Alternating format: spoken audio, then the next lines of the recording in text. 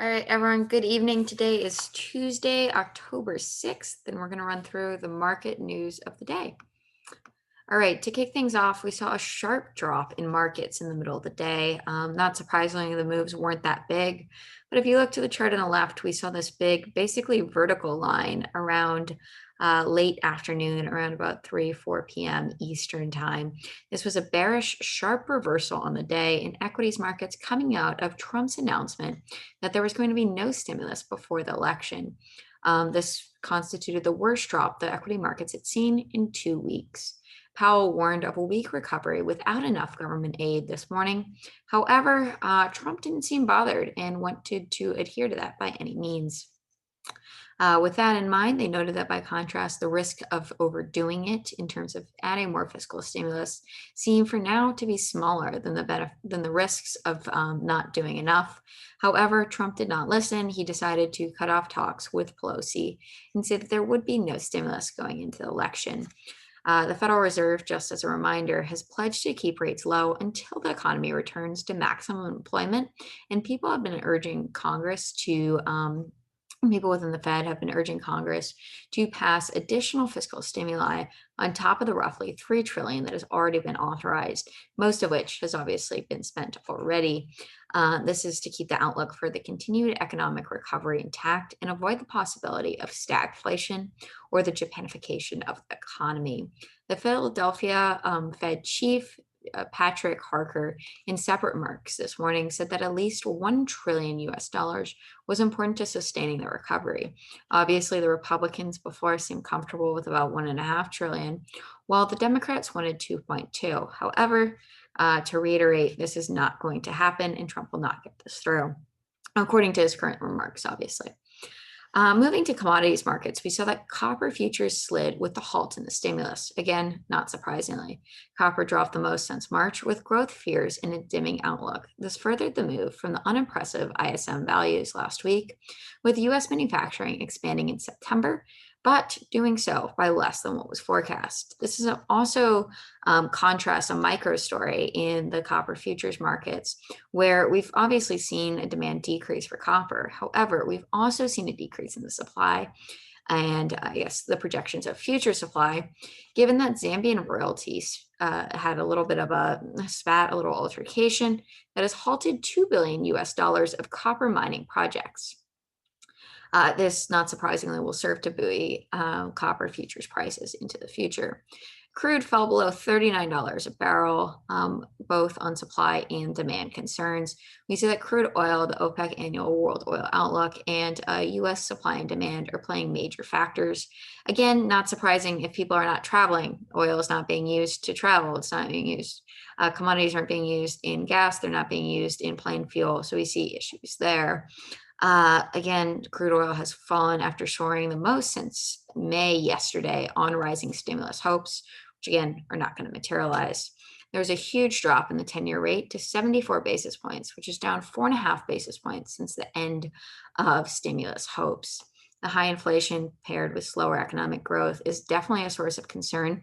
And one of the rationale for higher multiples, particularly in the tech sector, is the idea of very low interest rates. Given the basic principles and tenets of a DCF, the idea is that you're discounting future cash flows. You're not going to be discounting them as much if the risk-free rate is so much lower now. In addition, we see a little bit of a risk-on tone in the markets with the VIX index back above 30, tech down slightly across the board, given that we saw draconian recommendations from Democrats in Congress today towards making it harder for tech companies to do activities in mergers and acquisitions, which could then lead to the breakup of some tech companies. Obviously, it goes without saying, but this is unlikely without a blue wave in November. Biden's poll lead also has widened to a spread of 14%. So it does look like we will see a little bit of a blue shift. Obviously, this is popular vote numbers, and we'll have to see how this unravels. We're about a month away from the election right now, and given the state of the world, it is likely to be contested regardless of the outcome. All right, to talk about some micro stories, let's touch on the Ant Group. So this is something that we mentioned yesterday. They've gained commitments from Singapore's GIC and Temasek sovereign wealth funds, as well as China's pension funds, which seek to boost their investments. GIC and Temasek both already invested in Ant's 2018 funding round, which valued the company at about 150 billion US dollars. China's national pension fund was reported to have bought a 5% stake in 2015, when Ant's valuation was pegged at 45 billion US dollars. Jack Ma's company, Ant, was poised to list as early as this month in Hong Kong and on the tech-focused Star Board in Shanghai, which is Shanghai's version of the NASDAQ in what could actually be the world's largest IPO, even possibly topping Saudi Aramco.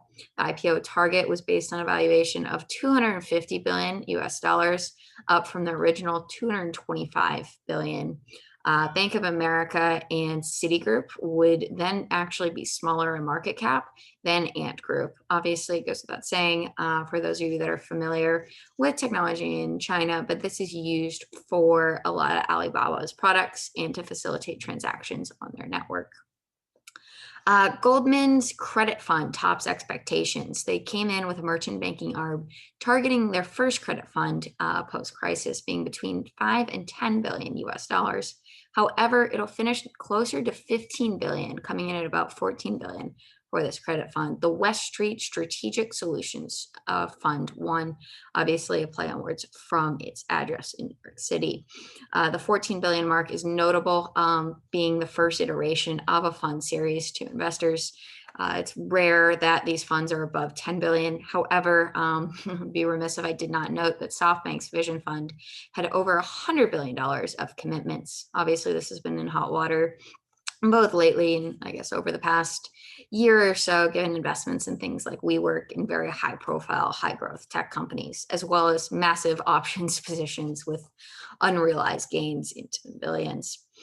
This is the biggest fund that Goldman Sachs has ever raised in what was previously its merchant bank. And in their previous merchant bank, they had about 20 billion of a private equity fund in 2007. So coming in at 14, this is pretty big for the first one, and it'll be exciting to watch. The Apple event on October 13th is coming up soon, and they're likely to unveil 4 new 5G iPhones with faster processors and more screen sizes for the first time.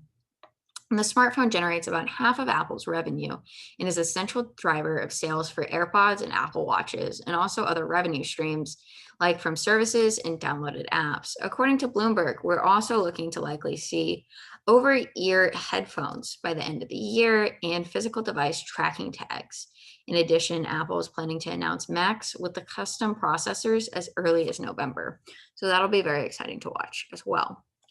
So for today's special feature, we'll touch on emerging markets. There are 4 stories that are particularly pertinent.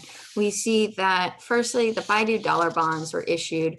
They issued about $1 billion US dollars worth of offshore dollar bonds in April, and then used the proceeds to repay a $1 billion US dollar loan due later this year. They just issued $1.5 billion of debt right now and are going through the process with the debt issuance. In addition, on the right-hand side of your screen, you'll see JSW Steel. They have hired Deutsche Bank, Credit Suisse, Standard Chartered, and BNP to do their debt issuance for a total issue size of up to $600 million. And this is for 3-year or 5.5-year tenors. They're going to be rated BB- by Fitch, and this will be issued by the wholly owned indirect subsidiary Perimia Holdings with a guarantee from JSW Steel, and this guarantee will equate to 125% of the outstanding principal. Moving on to the bottom left, we see that Mexican's government has a new investment plan that is going to focus on the Pemex refining. The Mexican president, AMLO, presented a $14 billion US dollar infrastructure investment plan to lift the economy on Monday. The plan ranges from reviving a train-linked plan between Mexico City and Querétaro, the central city, to investments in Pemex with roughly 39 projects.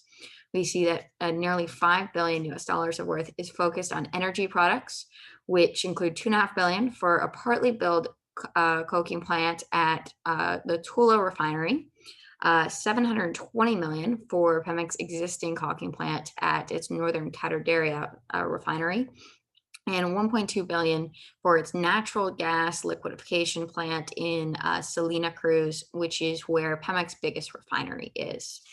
On the bottom right, we're going to talk a little bit more about the covenant quality scores, the CQs. This is something that Moody's has created on a 1 to 5 scale with higher numbers denoting a weaker score. There are 6 different factors: cash leakage, risky investments, leveraging, lien subordination, structural subordination, which indicate if it's to the parent company or a different subsidiary, or just to a subsidiary, and change of control. So for emerging markets in aggregate, they have been rated as a 3.45 with 5 of the 6 parameters falling. This means deteriorating conditions in emerging markets, which makes a lot of sense because they don't necessarily have the resources, speaking generally, to pursue fiscal stimulus to the same scope that someone like the US or Germany or some larger economy can pursue to get ahead of the coronavirus problem. The worst emerging market was Chile's VTR Communications $600 million bond with a 5.125% interest rate due in 2028. Obviously, they mentioned things like their lien subordination risks, the credit facility, and debt carve-outs to in conjunction with the repurchase income basket to make restricted payments despite it not meeting that $1 test. This is particularly significant because the $1 debt incurrence test is either based on a debt to EBITDA or a fixed charge coverage ratio, the FCCR, which would be a test like EBITDA to interest expense, which shows how much essentially free cash flow do they have to cover their interest expense. This leverage ratio exceeds, or either the leverage ratio or the FCCR falls below the threshold established in its covenant. So obviously we're going to be incurring additional units of debt, or obviously it would be challenging to incur additional units of debt because you're already in violation of that maintenance covenant. In addition, they pointed out that 4 other Latin America bonds were rated particularly poorly, and all of these were from Brazil. So the worst score is considered to be a flat 5. That includes things like Petrobras, Valley, and Nextra Resources. Emerging market bonds are still considered to compare strongly to North American and EMEA bonds, partially because of the resurgence of the dollar carry trade into emerging markets that we had discussed previously. Well, that pretty much covers what I had to talk about today. Look forward to seeing you on Monday, and let me know if you have any questions. Thank you so much.